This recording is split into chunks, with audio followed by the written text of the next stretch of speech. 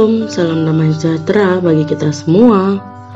Saudara-saudari yang terkasih di dalam nama Tuhan Yesus Kristus, renungan kita pada hari Minggu ini diambil dari Mazmur 29 ayat yang pertama sampai dengan ayat yang ke-11. Berkata demikian, Mazmur Daud, kepada Tuhan hai penghuni sorgawi, kepada Tuhan sajalah kemuliaan dan kekuatan.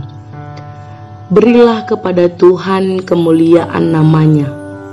Sujudlah kepada Tuhan dengan berhiaskan kekudusan. Suara Tuhan di atas air. Allah yang mulia mengguntur. Tuhan di atas air yang besar. Suara Tuhan penuh kekuatan. Suara Tuhan penuh semarak.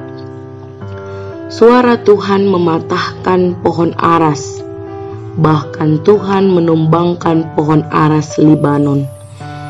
Ia membuat gunung Libanon melompat-lompat seperti anak lembu, dan gunung Sirion seperti anak banteng.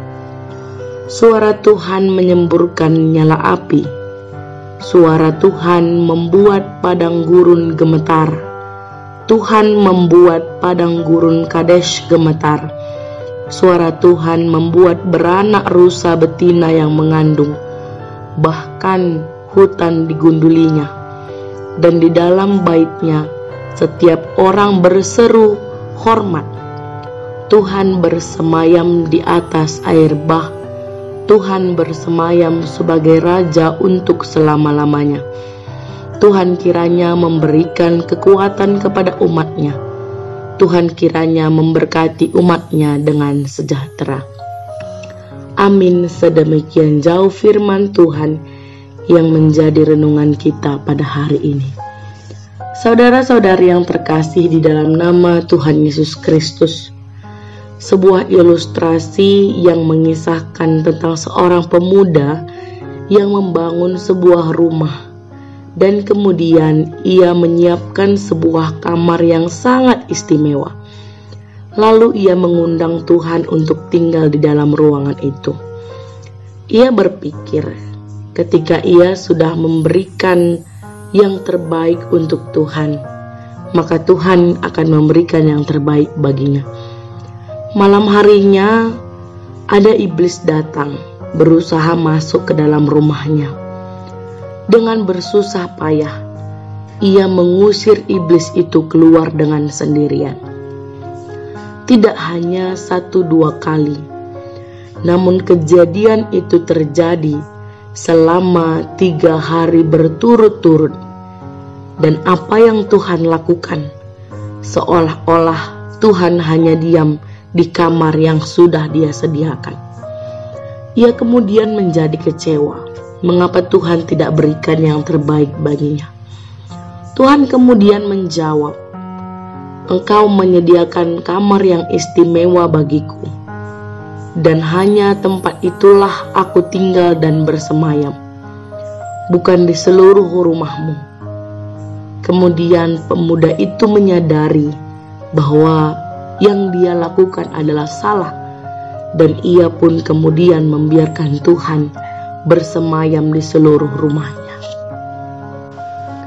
Saudara-saudari yang terkasih di dalam nama Tuhan Yesus Kristus, renungan kita hari ini merupakan sebuah puisi, nyanyian pujian yang menimbulkan rasa hormat.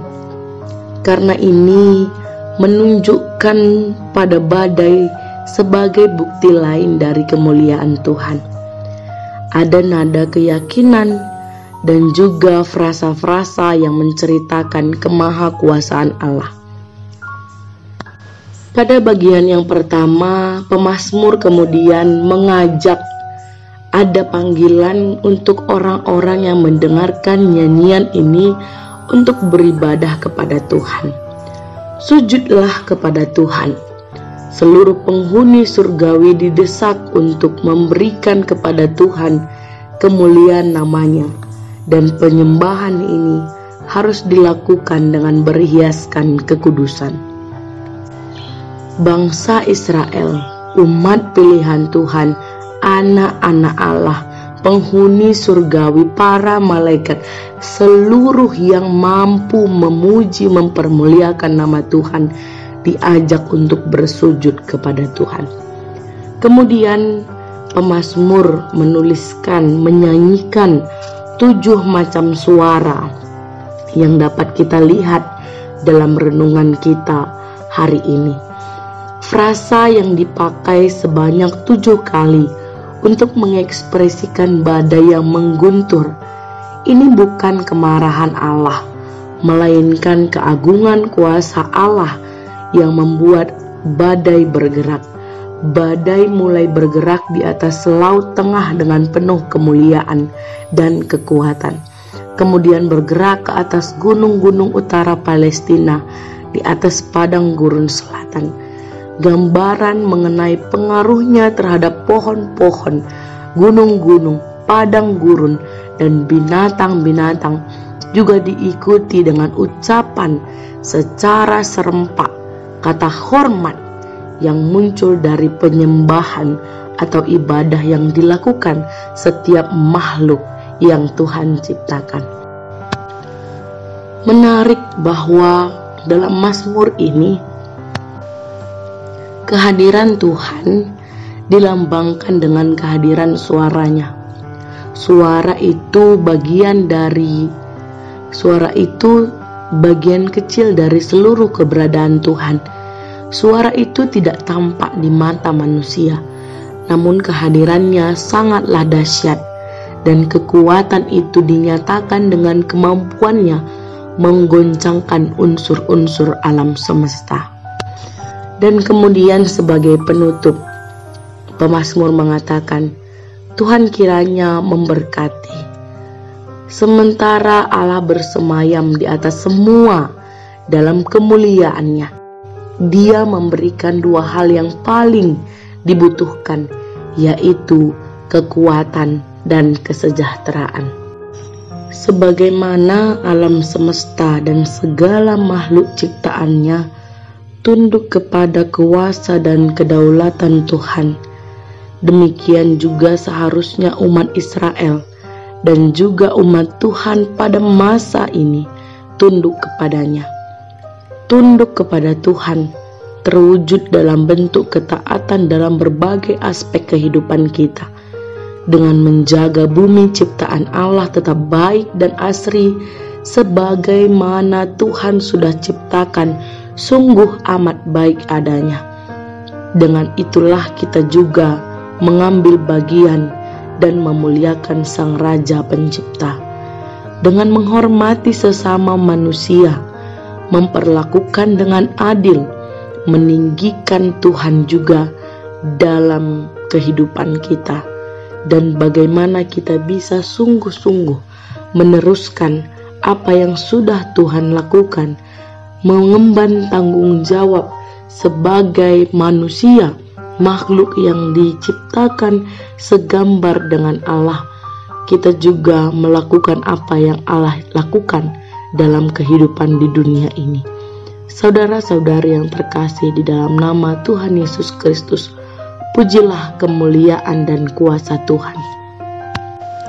Memulai tahun 2021 ini, mungkin di media sosial kita juga sering sekali melihat ramalan-ramalan tentang bencana alam, situasi politik, situasi ekonomi, dan lain sebagainya. Tapi hari ini kita bisa lihat bahwa bencana alam, guntur petir, lautan, padang gurun, gunung-gunung yang manusia takuti pun tunduk di hadapan Tuhan. Hari ini kita diajak untuk optimis sebagai sikap memuji mempermuliakan nama Tuhan dalam menjalani tahun 2021 ini.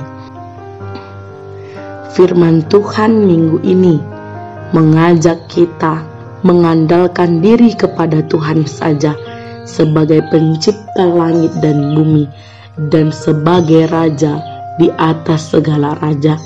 Biarlah Tuhan menguasai segala aspek kehidupan kita. Biarlah kita tetap melakukan apa yang Tuhan inginkan. Janganlah takut, tapi berserah hanya kepadanya. Selamat hari Minggu. Tuhan Yesus memberkati. Amin.